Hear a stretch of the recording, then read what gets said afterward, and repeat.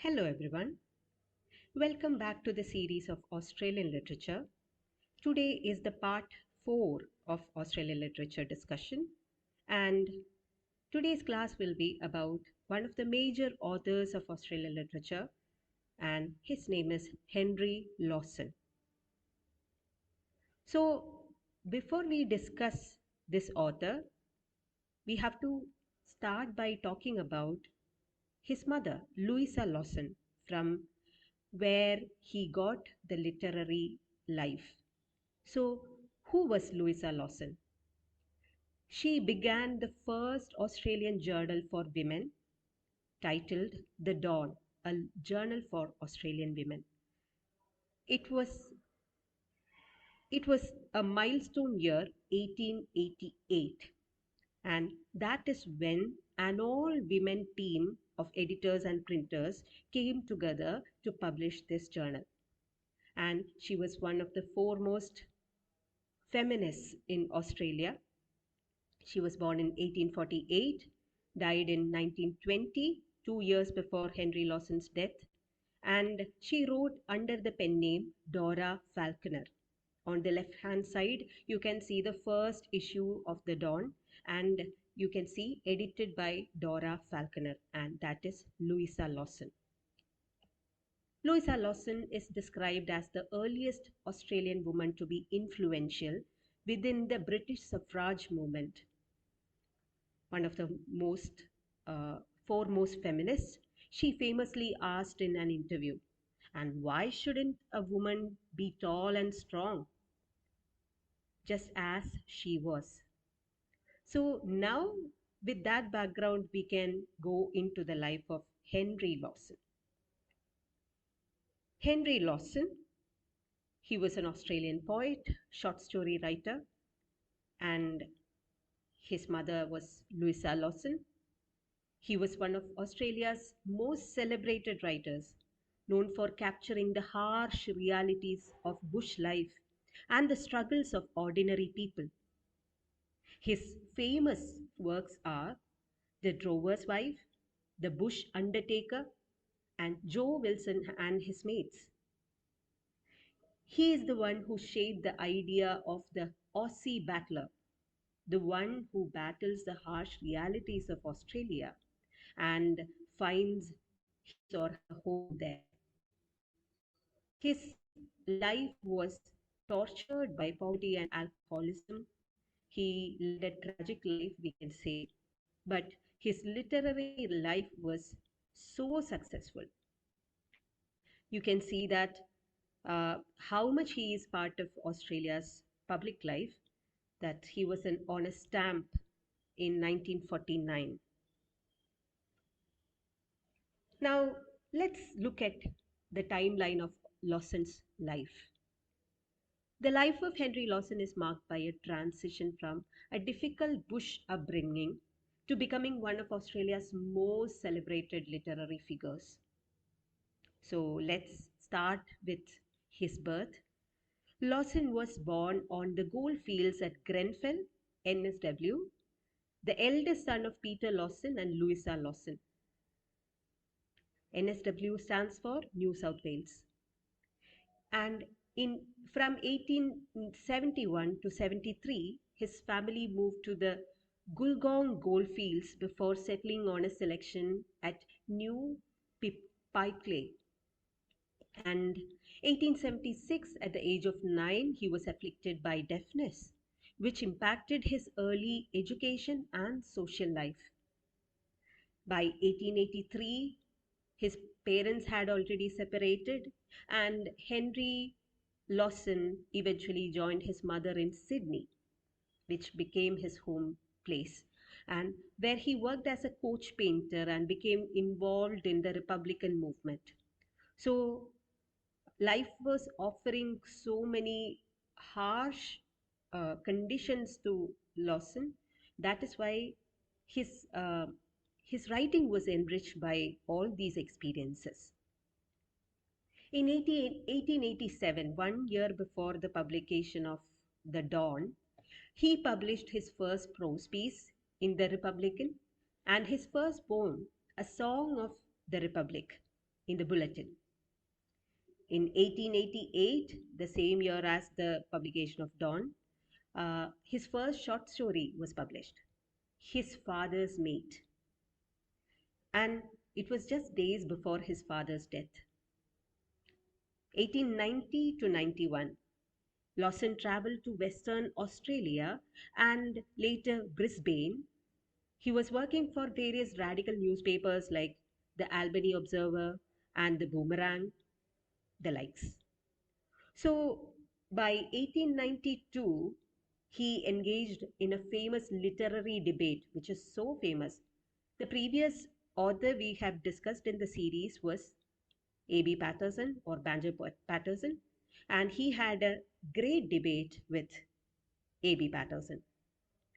It was regarding the representation of bush life, which Patterson so celebrated, and he undertook a celebrated trip to Book, which profoundly influenced his writing by exposing him to the harsh realities of the outback. So though he in a way romanticized bush life, he did not unsee the harsh realities, unlike A.B. Patterson. So that was the root of their debate. So the years 1893 to 94 was marked by after a 7 month stint in New Zealand. He returned to Sydney and published his first collection. So first collection comes out in 1894, Short Stories in Prose and Verse. That was the collection's name. And 1896, this was a great year for him. He met and fell in love and married Bertha Brett, his wife, and published two major works, While the Billy Boils and In the Days When the World Was Wide. These are the two. 97 to 98, the couple lived in New Zealand, where they taught at Maori school, and they returned to Sydney later. 1900 1902, between this period, he had moved to England with his family. He also wrote some of his finest works from there, including the Joe Wilson series, and it ended in a sort of tragedy because his marriage ended there and he returned to Sydney. On the left hand side, you can see his wife Bertha and their daughter. And this is a book about her, A Wife's Heart, the untold story of Bertha and Henry Lawson. Moving on, 1903 to 1920, the later years of his life were characterized by steady personal disintegration. After the separation from his wife, we should say that his life was a mess, and it was full of alcoholism, mental illness, physical illness, and frequent imprisonment for debt and drunkenness. It was chaotic. In 1904, he began receiving regular care and lodging from Mrs. Isabel Byers, who supported him through his decline. In 1916, he was granted a sinecure in Leeton to write promotional material for the Murrumbidgee irrigation area. 1921, 1 year before his death, Lawson suffered a cerebral hemorrhage but continued to write anyway. 1922, a pivotal year in literature itself, the publication of Ulysses, Wasteland, uh, so many other major works were published during that period, 1922. It is also marked by the death of a giant in Australian literature, that is Henry Lawson. He died at Abbotsford on 2nd September and was the first Australian writer granted a state funeral. On the right hand side of the slide, you can see the amount of crowd uh, lined up on the streets for the funeral of Henry Lawson in September 1922. So, that is the timeline of Henry Lawson's life. Let's talk about one of his most famous works, that is The Drover's Wife. The short story was published in 1892. A drover's wife, uh, calls for the meaning of the drover. Who is a drover? It is very Australia specific. A drover is a person who drives or herds livestock such as cattle or sheep over long distances. So they have a very hard task of not losing the cattle or safeguarding themselves and the uh, livestock and over a very difficult path. So the story takes place in a small isolated a bush hut where the drover's wife. So the story is not about the drover, but about the drover being absent in his family for a very long time and what happens or how they manage without him in a new country. So the drover's wife, most of the time, their story is not even heard. That is how the anonymous wife of a drover captured the attention of Henry Lawson through their story. So, in an isolated bush hut where the drover's wife lives, that is the setting of the story, and she has her four children and a dog called Alligator. And Australia is a land of snakes, as you know, and very poisonous ones. They can't even sleep fearing the snakes as well as the thieves and everyone who might enter and maybe rape them and kill them. So that is how, in constant fear, drovers' wives used to live. So, in this story, this drover's wife with four children and a dog, one night a snake enters the house. So now she knows that uh, of the presence of the snake.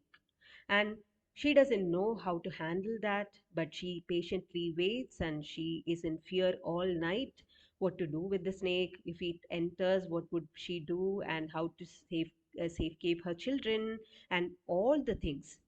So she has to keep awake all night, guarding her children until it comes out from under the floor. These are these wooden floors and through which cracks would be there and the snakes can enter easily from any part of the house. So near dawn the snake emerges. Now it has to be, and it is killed by the woman and the dog, the loyal one. So the story revolves around this tense night, how these nights are not very uncommon in their life, or it's kind of every day for them. And on such a night, it reflects the unexpressed courage, endurance, resilience in facing floods, fires, illnesses, loneliness, and without her husband's help, how a drover's wife, without ever being named as the heroic one, shows the everyday heroship. And it is narrated through flashbacks. On the left hand side, you can see a 2021 Australian film adaptation of Leah Purcell's 2016 play based on this short story. So here, the drover's wife has a name, The Legend of Molly Johnson, and you can see the grit in her eyes. So I'm introducing one more of his works, that is the collection Joe Wilson and His Mates. It came out in the year Australia became a Commonwealth country, 1901. So, Joe Wilson and His Mates is a collection of short stories. And Joe Wilson is an ordinary working class Australian man And notable storylines from this collection are they go like this: Joe Wilson's courtship, that is a story. Recalls how he met and married Mary, showing both romance and the awkward honesty of bush life.